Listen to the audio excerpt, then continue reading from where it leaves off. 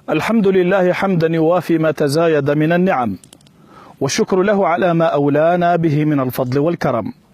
لا نحصي ثناء عليه، هو كما أثنى على نفسه، ونسأله اللطف والإعانة في جميع الأحوال وحال حلول الإنسان في رمسه. والصلاة والسلام على سيدنا محمد سيد العرب والعجم، والمبعوث لسائر الأمم، وعلى آله وأصحابه وأزواجه وذريته أفضل الأمم. أما بعد، فلا يطيب لي في مثل هذا المقام إلى أن ألقي السلام على جميع من يشاهدني في هذه الدقيقة أو في هذه اللحظة بالذات، بيد أني أوجه رسالة إلى طلبة الشيخ ابن الكبير رحمة الله عليه، وأقول لهم جميعا: طبتم وطاب ممشاكم، وجعل الله سبحانه وتعالى الجنة مثواكم. هذه رسالة مني إليكم، وعبروا بها عن فقداني بين ظهرانكم يوم كانت ذكرى وفاة الشيخ ابن الكبير رحمة الله عليه. فأقول أهدي لكم هذه القصيدة التي عنونتها بعنوان هيهات العقيق. أقول: تحنن قلبي للكبير محمد، وفاضت دموع العين من فرط وحشتي، وأرقني الهوى لذكراك سيدي، فأين المفر من دموعي وحيرتي؟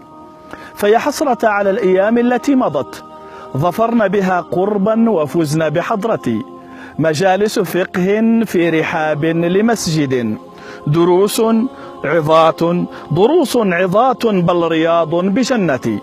ترى الحبر في الطلاب أشرق نوره، جميل محياه خفيف الإشارة، قلائص عز قد أناخت ببابه، سفين المعالي في مينائه أرصتي، كأن الجمال والجلال الذي حوى جواهر لؤلؤ بشخصه حفتي، فأضحى كريم الخلق والخلق سيدا، تكن له الصدور حبا بعزتي. تبرأ من كل العيوب جميعها، إلا أنه يأوي الضيوف بكثرة، فسبحان من أعطاه من فيض بحره مفاتيح أسرار وأدمغ حجتي. فلا فاز من قلاه، لا ربح العدا، ولا انتصر الحساد، لا الخير ألفتي. لقد أقسم الزمان بالرب أنه بخيل بمثله بأوثق حلفتي. ألا قل لمن يريد غاية شأوه، هيهات العقيق لن تفيء بضرتي.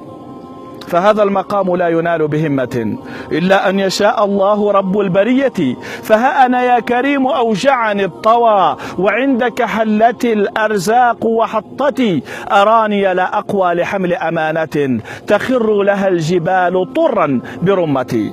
أتلهمني الوحوش في الغاب سطوة، وأنت المرام يا حبيب ووجهتي، أتقتلني سهام الشر بأرضها، وأنت المجير بالبلاد وغربتي.